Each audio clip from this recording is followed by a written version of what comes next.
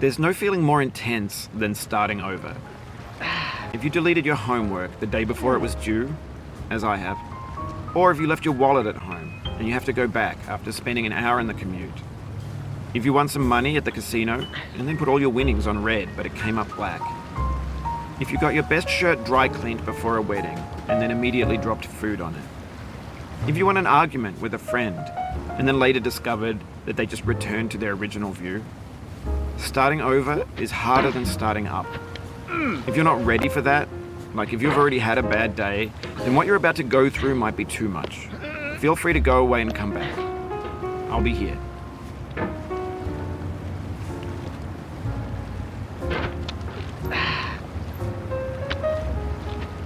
Alright, thanks for coming with me on this trip. I'll understand if you have to take a break at any point. Just find a safe place to stop and quit the game. And don't worry, I'll save your progress, always. Even your mistakes.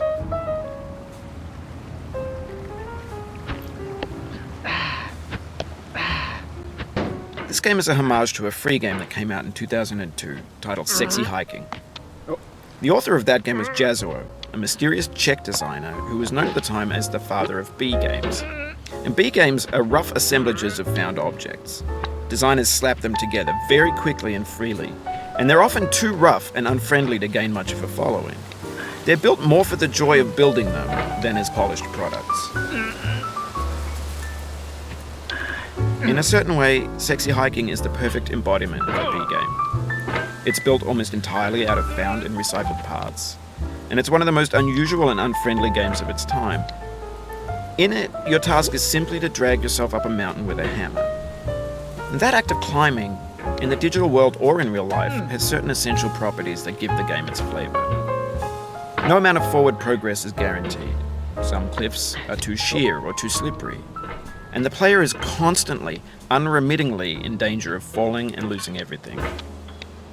Anyway, when you start Sexy Hiking, you're standing next to this dead tree that blocks the way to the entire rest of the game. It might take you an hour to get over that tree, and a lot of people never got past it.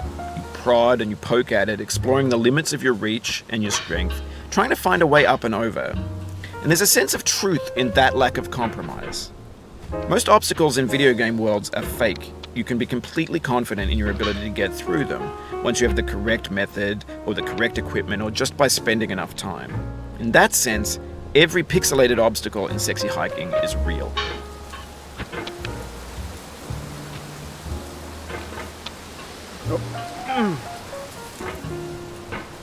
The obstacles in Sexy Hiking are unyielding, and that makes the game uniquely frustrating. But I'm not sure Jazzuo intended to make a frustrating game. The frustration is just essential to the act of climbing, and it's authentic to the process of building a game about climbing. A funny thing happened to me as I was building this mountain. I'd have an idea for a new obstacle, and I'd build it, test it, and it would usually turn out to be unreasonably hard. But I couldn't bring myself to make it easier. It already felt like my inability to get past the new obstacle was my fault as a player rather than as a builder. Imaginary mountains build themselves from our efforts to climb them, and it's our repeated attempts to reach the summit that turns those mountains into something real.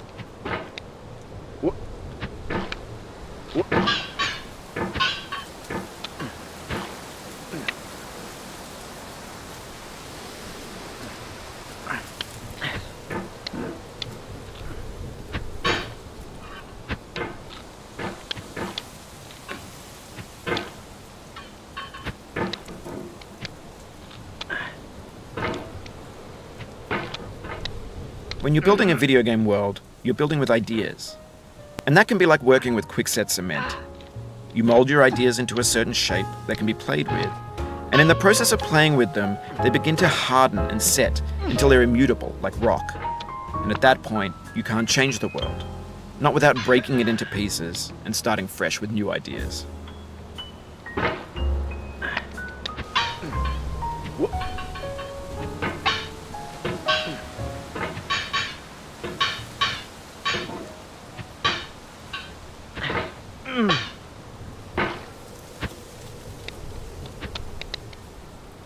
Oh, you just lost a lot of progress.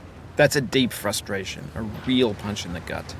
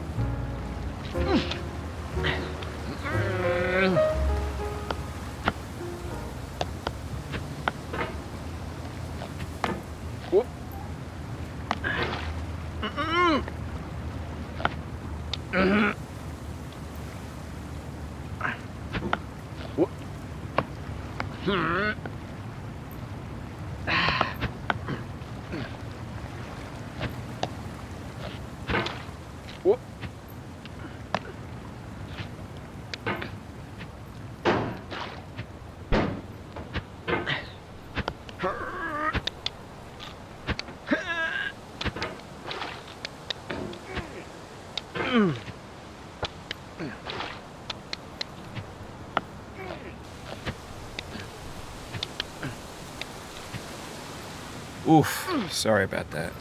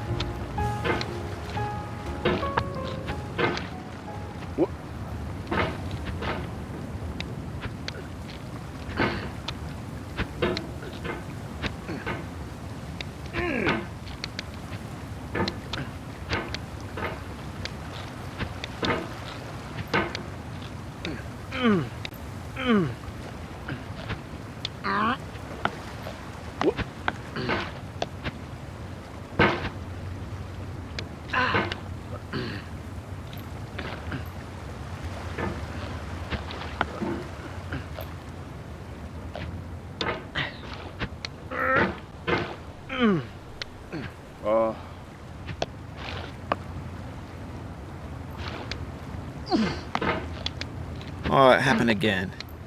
Keep on trying, don't let it get to you.